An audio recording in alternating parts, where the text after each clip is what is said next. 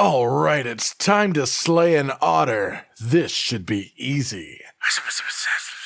Oh, it's also a samurai? Well, crap. I guess I better give up. Ladies, gentlemen, and trainers of all ages, the legendary 7-star Star Tera Raid has arrived in Pokemon Scarlet and Violet, and it is quite the doozy. It'll be here from now until the end of the weekend, and then it's slotted to come back again for the next weekend coming up, so don't worry if you miss it, and if you want to do it loads, you'll have tons of opportunity to do so as well. That said, it's not an easy raid to do if you want to do it loads, and you may find yourself in need of some ideas for how to defeat it easily, and we've got a really solid idea lined up for you right here. Samurott is definitely a bit of an anomaly as far as our 7-star raids have gone so far, simply due to its unique gimmick. At first, the 7-star raids were sort of just high damage and high health, nothing too insane, but they started to give each one their sort of specific flavor that made them specifically hard in a unique way for each one. Now we have Samurott, whose big deal is simply critical hits. He does a focus energy at the start that seems to apply multiple stages of crit boost up, and I'd label its crit rate at about 80% based on my personal experience so far. I don't have hard numbers for you, but it definitely feels higher than 50%,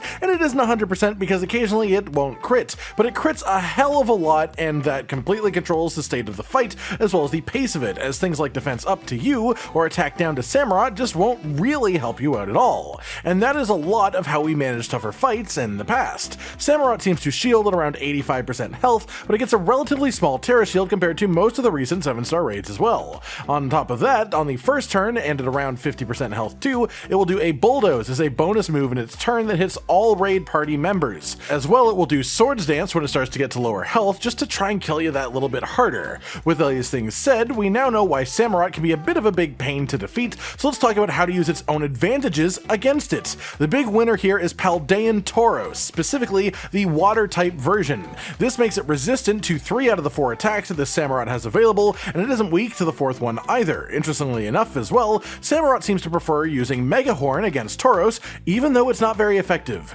As you get later into the fight, Samurott will also use Swords Dance, which makes the damage go up, but this strat is sort of great specifically because you don't lose a whole lot if you do die.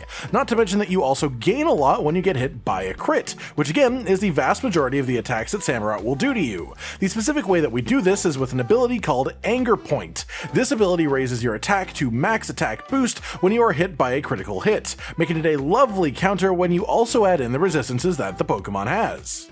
Well, well, well. How the turntables... With that, a beautifully simple strategy is being born. Sadly, neither fighting or water moves can super effect Bug, so we don't have a stab super effective move, but Tauros can learn Rock Slide, which is a relatively high damage super effective move that is great to have. It can also learn Stone Edge, but this has lower accuracy, and this can sometimes lead to some issues, as you won't heal when you expect to if you miss. On top of that, we also grab Liquidation specifically for the purposes of the Terra Shield. In case you didn't know, when a 7-star raid Pokemon puts on their Terra Shield, they take ridiculously reduced damage from your attacks. If you Terra your own Pokemon, the damage reduction is reduced, but if you use a move that matches the type of your Terra as well, it is reduced even further. So the idea here is when we aren't Terra'd up, we use Rock Slide. When we are Terra'd, we use Liquidation.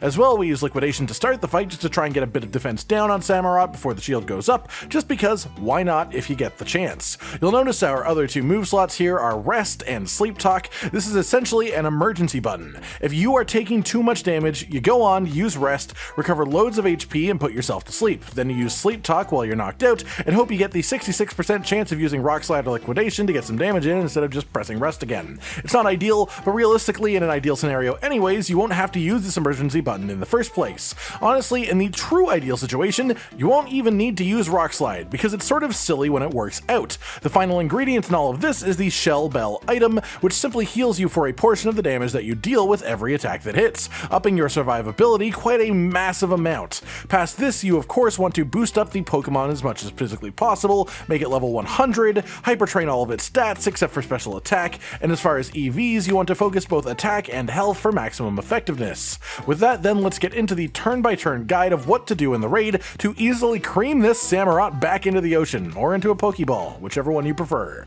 On the first turn, you want to use the attack Cheer. Samurott tends to hit second in turn order with our stats, stats, and so using an attack first turn wouldn't have any bonuses really. This way Samurott more than likely gets a crit first turn, boosts you to 6-stage attack boost through Anger Point, and then you also have the attack tier bonus for your next few turns. From this point you essentially just spam Liquidation. Hit Liquidation 3 times, and during that Samurott will probably shield itself. After you've hit your third Liquidation, activate your Water Tera, and then, well, continue liquidating. Liquidation all day long. This should bust through the shield in around 3 hits, and from here it's just a trade for trade HP battle with you recovering through Shell Bell back to back. As long as you have your Tera active, you have double stab bonus on water moves, which makes Liquidation essentially a 170 power move base, whereas Rock Slide with super effective bonus is essentially a 150 power move base, but with 90 accuracy. So essentially, as long as your Tera is active, Liquidation does more damage while also having a chance of lowering Samurott's defense stat.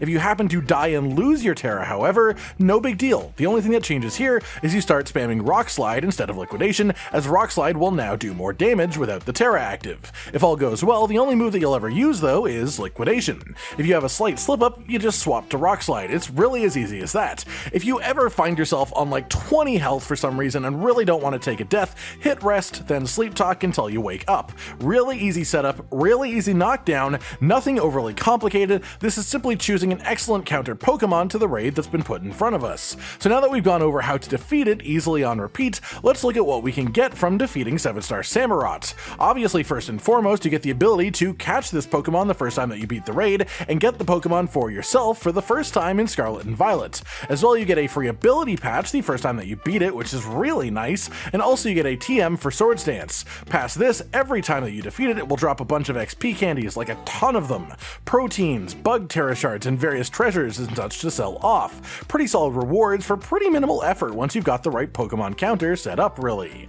And so let's take a look at Samurott itself. Once captured, this is its moveset: Aqua Cutter, Mega Horn, Night Slash, and Drill Run. Obviously it is a water type Pokemon, but with bug Tera type, it has nearly even attack and special attack, as well as defense and special defense, and it comes with the ability Shell Armor, which protects it from critical hits.